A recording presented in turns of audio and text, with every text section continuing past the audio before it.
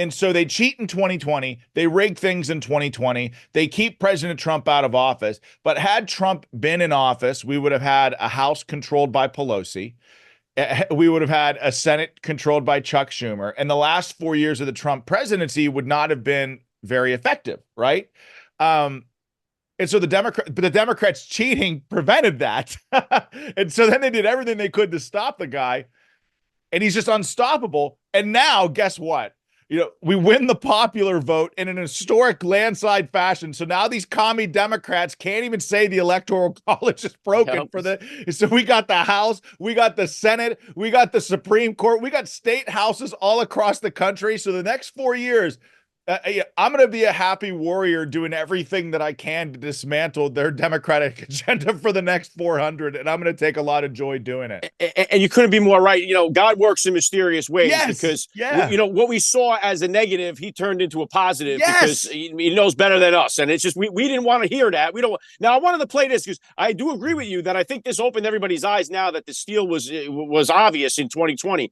Back before the summer, and before you came on, I played a clip when I was on with Larry Kudlow back in February saying Joe Biden is not going to be the nominee and that Trump will absolutely crush Kamala Harris. So, but I was also on in the beginning of the summer, and I had said the reason why I didn't think Joe Biden would run was because it would make it so obvious that the last one was rigged. I want to play the clip for you here. If he does run, it's going to be the biggest loss in voter turnout for Joe Biden for a sitting president ever in history. He's going to lose more votes than any other president in history. Donald Trump gained more votes than any other president in history the second time that he ran. He gained 11 million more votes. Joe's are going to plummet, and that's going to scratch everybody's head saying, hey, wait a minute, this guy got 81 million votes. Now he can't even get 50. What happened to this guy? Something don't smell right. Well, so that's what I said that on Fox, and Dave Asman, who was filling in for Kudlow that day, immediately changed that subject because they didn't want to go down that route. I'm so tired of it. And here, how long of a show do you have today? Because I lived this in 2020. I saw it with my own two eyes. I presented evidence of fraud to the U.S. Attorney of the Western District of Pennsylvania, who gave it to the FBI, and it disappeared into the void. Never heard of it again.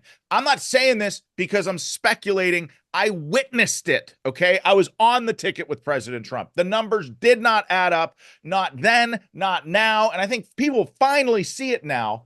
And what's so interesting, oh God, I mean, what direction do you even want to go? Well, I'm also saying too, the Fox stuff. The Fox is a great example. It's like the whole, had the Democrats in the media just come out and said, you know what? In 2020, we had issues with the election. It was during a pandemic, and we really screwed up. And you know what? We're sorry, but moving forward, we will fix this. I think the vast majority of Americans would have been okay with that, but they didn't say that. They came out and said, nope, this is the bestest, most securest election in the history of our elections. And anybody that had a shred of common sense and says, wait a second, we're in the middle of a once-in-a-100-year pandemic. We've rolled out no-excuse mail-in ballots for the first time to the tune of millions just in swing states all across the country. Wait a second. The counting stopped in Allegheny County. It stopped in Milwaukee. It stopped in Fulton County. It stopped in Maricopa County and swing states all across the country at the same time, despite being in different time zones. Give me a break. Nobody believed. If you were just paying attention and thinking critically, no one would believe that. And then the media, they come out, you're a conspiracy theorist and you're an election denier.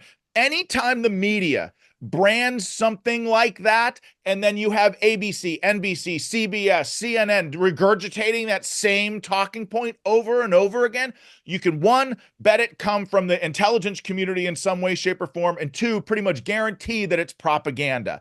And the whole reason they wanted to shame people and then put people in jail for January 6th for protesting the election, the whole reason why that happened is because they didn't want the American people asking any questions about 2020, because if you don't talk about it, you can't study it. If you can't study it, you can't change it. And the Democrats and their allies in the intelligence community and the media wanted to be able to cheat forever. But guess what? It was the very patriots that stood up like you on Fox saying that very thing that got us to a point here in 2024 where we were able to save our country and be on offense with election integrity and stop these you-know-whats from cheating again. Yeah, home run, Sean. That's and they say like now, now that Trump won, you let it go. You don't let this go. No, absolutely you never not. let this go. And almost like too, like the pandemic. I'm never gonna forget the way I was treated during the pandemic. The way these bastards were all, attacking me for not getting the shot. Like I don't let that go. And I would imagine right now in the White House, there's some book burning going on. Like they don't want, because once Trump gets in there, he better go in there and find out, hey, what the hell happened in 2020? Who was responsible for all of this? And let's get the same thing with January 6th. Now he gets in there. Hey, let's take a look at this. Let's see what really happened on January 6th and get some answers. Listen, no olive branches. No olive branches. I mean, listen, they stole an election in Pennsylvania. They stole the election in 2020 from President Trump, but they also stole it from me. So I turn around and I run for Senate in 2022. And guess what they do? The Democrats leverage the courts against me, just like they did to President Trump in the same exact way 2 years later. They went after me with lawfare. They stole my election. They stole Trump's election. They went after him with lawfare. No olive branches ever again. They like this, like we have the power now, and there has to be some semblance of accountability, not revenge. That's not what I'm talking about. The media loves to, revenge. That's a bunch of BS. Accountability is important. If you're in the business world, if you're on the ball field, if you're in combat and you make a mistake and consistently make that mistake, and you're not held accountable, things get worse. The people who did this to our country, the people who hurt our country and stole the votes of American people in 2020 and then wasted government resources waging bogus lawfare on people who just wanted to serve their country, those people need to be held accountable. Otherwise, it will happen again. And in these next 4 years, it has to happen in order for us to get our country back on track.